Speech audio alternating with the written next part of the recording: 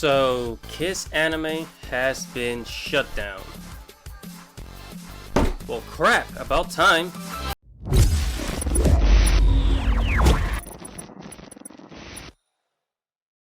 Hello guys, don't forget to like this video, don't forget to subscribe, and hit that little bell right there so that you can get notifications every time I upload a video, okay? Enjoy. How you guys doing? This is animators. Welcome to andyartstv, and today, I'm sure you guys heard about it. I'm here on animenewsnetwork.com, and I'm going to talk about the KissAnime shutdown as well as the kissmanga shutdown, and why this is good for the anime community. Okay? So, first of all, I just want to tell everybody, look, I know what it's like. I know what it's like. When I was in high school in my teen years, I didn't have, an extra $20, $30, $40 to go to FYE or I don't know, the movie store, the DVD store, whatever the fuck they called it back then. The store. To go to the mall and spend some money and buy some anime, right? I mean, one of the first anime DVDs that I had, that I bought with my money, I bought it at a corner store by a couple of Indian guys. It was called Urusei Yatsura, and it was actually the movie. And yeah, but then, as far as like buying anime DVDs, I never had that luxury because I was always broke. I was poor, and you guys get the deal, right? And I understand some people buy it because they're broke and they just say, okay, I'm just gonna watch it for free on the internet, or like, buy it, download it illegally from uTorrent or whatever other torrenting website that there was back then, right? I understand, I've been there. But now, in 2020, we have Netflix, we have Crunchyroll for less than $10. What, $9.99? Crunchyroll is what? Crunchyroll is $6.99 now. There's a new one called High Dive or something like that, where I think they charge like $6 a month.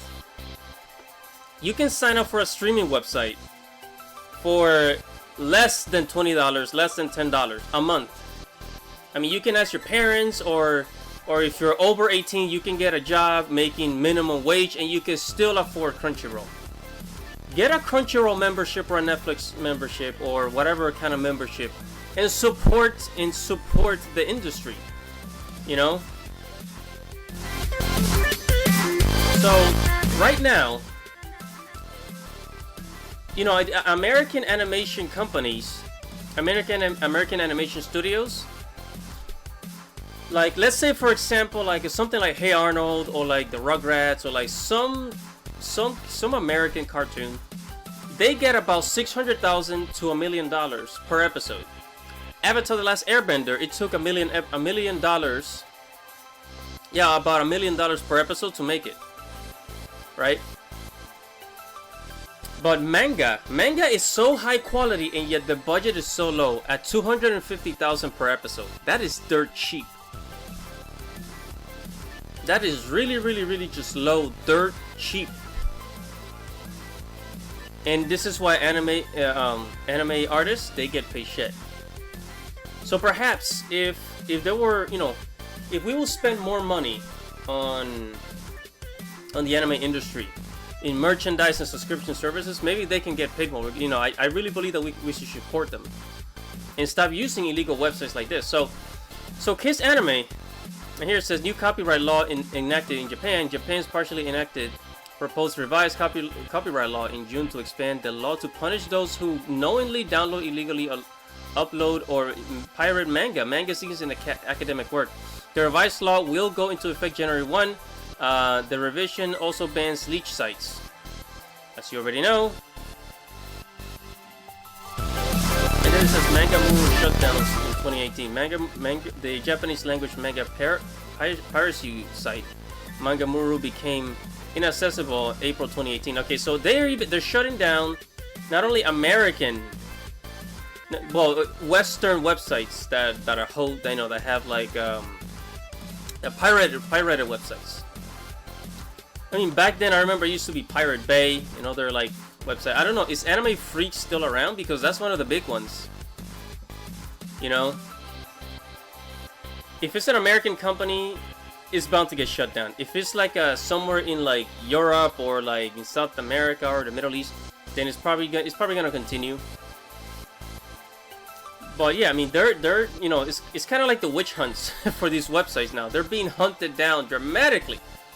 And I'm gonna go back up here. It says a subcommittee of Japan's Agency of Cultural Affairs agreed on a plan in February 2019 to create comprehensive laws banning the practice and knowingly download all illegal media from the internet. However, the plan caused concerns to critics argue the tighter regulations would be too broad and hinder the freedom of expression of internet users.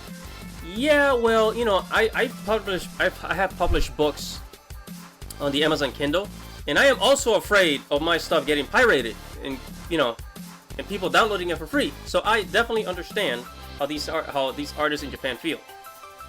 Now, what I will say about Japan and their distribution of anime and all that is that Japan needs to make it easy. Who was it? I think it was animemotivation.com that said Japan has a service problem. So I think it's that they just do not know how to distribute anime over here. In Japan, they always stick to the classic ways. Like, they're still, you know, Japan, they're still selling CDs, while most people in the West, we're barely buying CDs anymore. DVDs, forget it. Now people can buy, you know, a $10 movie from Amazon, or actually, screw that. $10, you know, $10 to keep it on Amazon, and then $3.99 if you to rent a movie for like what, 74 hours, something like that. Japan is behind on service. You know, Japan is very behind on service, and they need to find a way to distribute anime much easier, make it more accessible. They need to start their own. They need to start their own anime streaming website, and because I don't think it's Crunchyroll. I don't think Crunchyroll is a Japanese company. Correct me if I'm wrong. I'm not quite sure. I thought it was, but then I did some research. I don't think it was. Japan has a service problem. The reason why people, like here in America, if you're pirating stuff, shame on you. But if you're like in a third world country, like let's say India or some developed country, and you're pirating stuff, I could understand, because that's the only way to access it, right? There's no other way to access, you know, certain shows. So they go online, they go to KissAnime or animefreak.tv, and they pirate, you know, they watch it for free because they don't have any other choice, you know.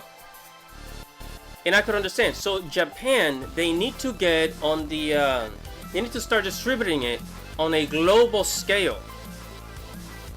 And if they do that, anime will be worth more than 20 billion. It could be like 50 billion if they, you know, if they follow this. They need to start thinking about global distribution, not just in Japan, because I think it's their mentality too, that they only, like manga artists, they only want to get big, become famous in Japan. They don't really think about becoming famous in America, in Europe, in South America. No, they only think about Japan.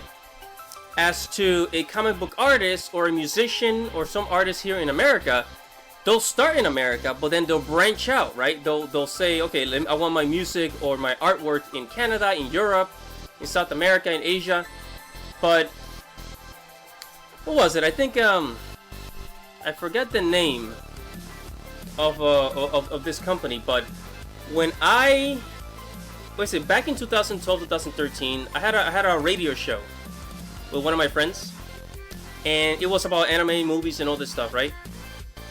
And we interviewed a lady who she lived in Japan, and she was promoting Japanese bands, and she told us that like a lot of Japanese bands, they don't really think about becoming famous outside of Japan. They only think about Japan, like, oh, this is my land, I'm gonna make it here.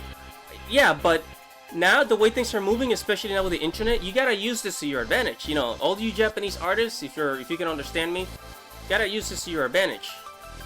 Anime is worldwide now. It's worldwide. So Japan has a service problem. I agree with animemotivation.com. By the way, you guys should check out that website, animemotivation.com. It's got a lot of good infos there. So this shutdown of KissAnime.com and all these other pirated websites, this is good because now people are either they're going to be forced to sign up with Crunchyroll, to sign up with Netflix, Hulu, or HiDive.com and invest into anime, right? Put their money into it instead of just like, you know, try to get things for free. See, the more money this industry makes, you know, the better quality shows we can get, and the faster the shows can come out, as well as, let's say, and also the animators will get paid more, because the animators in Japan, they make about $1,000 a month or less. Some live on $800, $900 a month. In America, an animator can make $3,000 to $4,000 a month, sometimes a little more, and if they make it to like a managerial position, $80,000 a year. The average salary for American animators is $45,000 to $60,000. For Japan, it's like animators get paid like $12,000 a year. That's the equivalent of basically working at McDonald's, you know? It sucks. I mean, this really, really, really, really sucks, guys. So invest into the community, invest into what you love. If you love anime, invest into it, guys. Don't just try to get things for free.